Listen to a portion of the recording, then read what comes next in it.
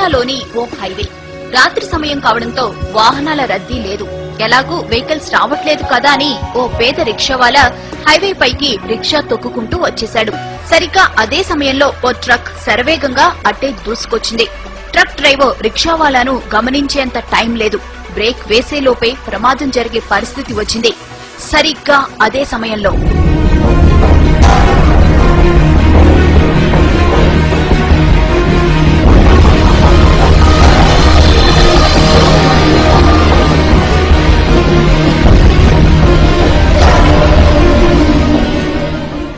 ఇది జరిగిన ఘటన. ట్రక్ డ్రైవర్ ఖచ్చితంగా ప్రమాదం జరిగిందని, తాను ఎవరినో గుద్దేశానని భావించి గబగబా ట్రక్ దిగి వచ్చాడు. అటు ఇటు అంతా చూశాడు. ఎక్కడా ఏమీ లేదు. ప్రమాదం జరిగిన ఆనవాళ్లు లేవు. అసలక్కడ ప్రమాదం జరిగితే కదా.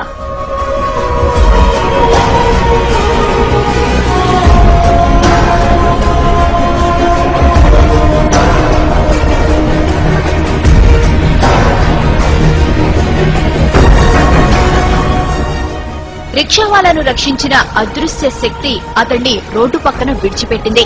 అతడు ఆరోగ్యంగా ఉన్నాడో లేదో తెలుసుకుంది. అతడు సరిగ్గానే ఉన్నాడని భావించి అక్కడి నుంచి మెల్లగా వెళ్లిపోయింది.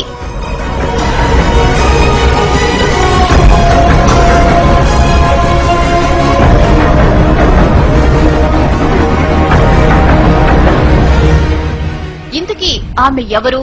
అంత వేగంగా ఎలా వచ్చింది? ప్రమాదం జరగకుండా ఎలా అడ్డుకోగలిగింది? ఆమె రాగానే మెరుపు ఎందుకు వచ్చింది? ఇలా ఎన్నో అనుమానాలు, ఎన్నో అంతు చిక్కని ప్రశ్నలు.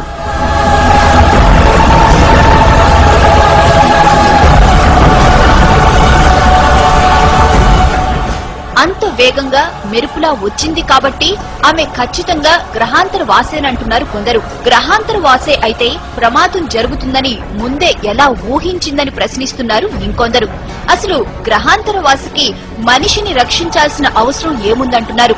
పైగా తల వరకు కప్పుకున్న డ్రెస్ కోడ్, నడక, నడత అన్ని మానవుల తరహాలోనే ఉన్నాయి. అందుకే ఆమె గ్రహాంతరవాసి అనేందుకు అవకాశాలు లేవంటున్నారు ఇంకొందరు.